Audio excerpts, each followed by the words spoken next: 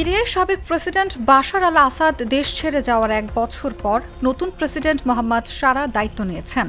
ভয়াবহ গৃহযুদ্ধ, দীর্ঘদিনের স্বৈরশাসন ও রাজনৈতিক অস্থিরতা পেরিয়ে দেশকে স্থিতিশীল করার প্রতিশ্রুতি নিয়ে শারা ক্ষমতায় এসেছেন।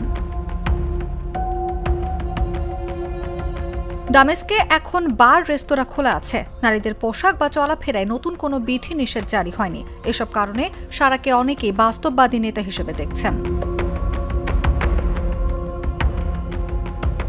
তবে অর্থনীতি ভয়াবহ অবস্থায় রয়েছে। 2011 সালের পর থেকে দেশের জিডিপি 91% কমে গেছে। কোটি মানুষের চাকরি, বাসস্থান ও প্রাথমিক সেবার ঘাটতি রয়েছে। 1 বছরে এসব সংকট সমাধান সম্ভব নয়। তবে শারার নেতৃত্বে দেশ কিভাবে পরিচালিত হচ্ছে তা নিয়ে প্রশ্ন উঠছে।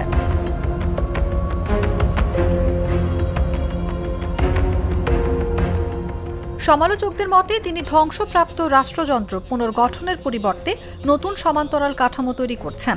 নতুন শুল্ক কর্তৃপক্ষ গঠন করে দায়িত্ব নিজের ঘনিষ্ঠ সাবেক যোদ্ধাকে দেওয়া দেশীয় কর আদায়ের উৎসকে রাষ্ট্রীয় নিয়ন্ত্রণের বাইরে নিয়ে যাওয়ার মতো শঙ্কা তৈরি করেছে।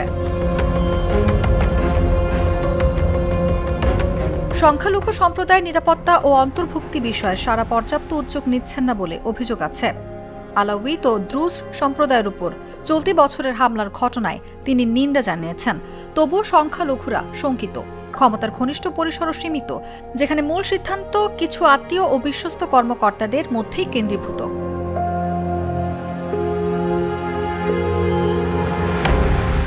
বিশ্লেষকরা বলছেন, মন্ত্রণালয়গুলোকে শক্তিশালী করা ও নাগরিক সমাজের সংগঠনগুলোর সঙ্গে ঘনিষ্ঠভাবে কাজ করা জরুরি। আগামী জানুয়ারিতে নতুন পার্লামেন্ট শারার জন্য বড় পরীক্ষা হিসেবে থাকবে। পার্লামেন্ট যদি স্বাধীনভাবে কাজ করতে পারে তবে গণতান্ত্রিক পথের সুযোগ তৈরি হবে, অন্যথায় আগের স্বৈরশাসনের মতো আনুষ্ঠানিকতা হয়ে যাবে। নিউজ ডেস্ক, জাগো নিউজ।